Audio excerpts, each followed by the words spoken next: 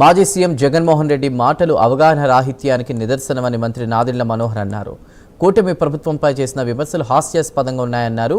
కూటమి ప్రభుత్వం అధికారంలోకి వచ్చిన తర్వాత సూపర్ 6లో భాగంగా దీపం పథకాన్ని దళారీ వ్యవస్థ లేకుండా ఎంతో పారదర్శకంగా లబ్ధిదారులకు అందిస్తున్నామన్నారు. మా విగన్ పేరు వింటేనే రాష్ట్ర ప్రజలు నవ్వుతున్నారు, మీకు పిచ్చెక్కింది అనుకుంటున్నారని ఎద్దేవా చేశారు.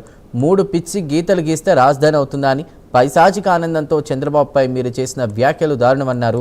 పవన్ కళ్యాణ్ మంచితనాన్ని, ఓపికని బలహీనత అనుకుంటే అది పొరపాటేనని మంత్రి నాదెండ్ల స్పష్టం చేశారు. తెలీదు ఈ వ్యవస్థ గురించి, ముఖ్యమంత్రిగా పనిచేశారు, ఈ లెక్కల్లో తేడా ఎందుకు వస్తుంది?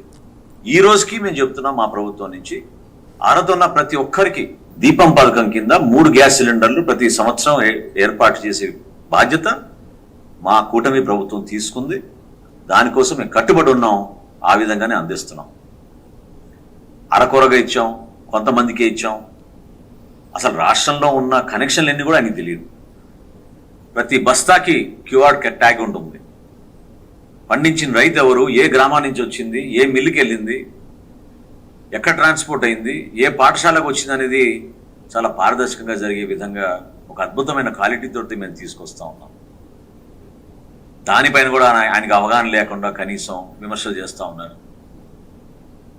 అర్థం చేసుకోండి, రైతులు చేసిన త్యాగాన్ని మీరు తక్కువ చేసే విధంగా మాట్లాడితే మాత్రం అది చాలా పొరపాటు. ఛాలెంజ్ చేస్తున్నాను జగన్మోహన్ రెడ్డి గారికి. ఏ పాఠశాలైనా రండి మీరు. మధ్యాహ్న భోజన పథకం ఆంధ్రప్రదేశ్లో భారతదేశంలో ఎక్కడ జరగని విధంగా అద్భుతంగా ఈరోజు మన బిడ్డల కోసం మనం ప్రతిరోజు కష్టపడి విద్యార్థుల కోసం అందించే మన సిబ్బంది అందరినీ కూడా మనం